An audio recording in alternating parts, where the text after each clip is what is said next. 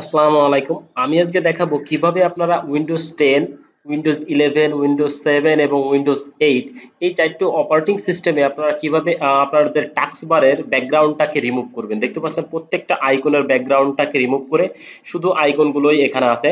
তো এইভাবে কিভাবে আপনারা করবেন খুবই সহজে।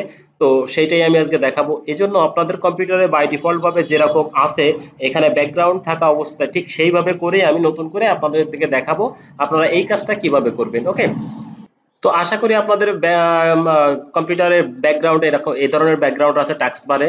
তো এছাড়া অন্য কালারও থাকতে পারে, সেটাও আমি এর সাথে সাথে দেখাই দেবো যে বিভিন্ন কালার চেঞ্জ করানো কিভাবে করবেন সেটাও দেখাই দেবো।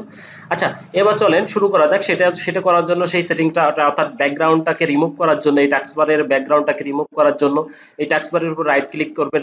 রাইট ক্লিক করে এখানে টাস্ক সেটিং টাস্কবার সেটিং এ যাবেন। টাস্কবার সেটিং এ এসে দেখতে পারবেন যে এখানে টাস্কবারে বিভিন্ন সেটিং আছে, যেমন ধরেন এখানে অটোমেটিক্যালি হাইড হয়ে যাবে টাস্কবার এবং যখন মাউসটা নেব ঠিক তখনই এটা ভিজিবল হবে, অন্যথায় হাইড থাকবে। ওকে, তো এই কাজটাও আপনি করতে পারবেন। তো আমি এটা থাক। এটার পাশাপাশি আপনাকে যে কাজটা মেইন উদ্দেশ্য সেটা করার জন্য আপনার সর্বপ্রথম আপনি চলে যাবেন কালারস এর ভিতর। ঠিক আছে, এই কালারের ভিতর আসবেন এবং কালারের ভিতর আসা চুজ ইওর কালার, এখান থেকে এসে আপনি যে কোনো কালারটা এখান থেকে লাইট কালার সেট করতে পারেন অথবা ডার্ক কালারও সেট করতে পারেন। দেখতে পাচ্ছেন লাইট কালার এবং ডার্ক কালার দুটোই আপনি সেট করতে পারবেন। তো এখন যে কাজটা করতে আপনারা এখানে দেখতে পাচ্ছেন এই যে ট্রান্সপারেন্সি ইফেক্ট, এই ট্রান্সপারেন্সি ইফেক্টটা আপনি অন করে দেবেন। ওকে, এই ট্রান্সপারেন্সি ইফেক্টটা অন করে দিয়ে আপনি এখান থেকে বেরিয়ে আসবেন। আসলে দেখতে পারবেন সাথে সাথে আপনার এই টাস্ক বারের ব্যাকগ্রাউন্ডটা সবগুলো ট্রান্সপারেন্ট হয়ে গেছে।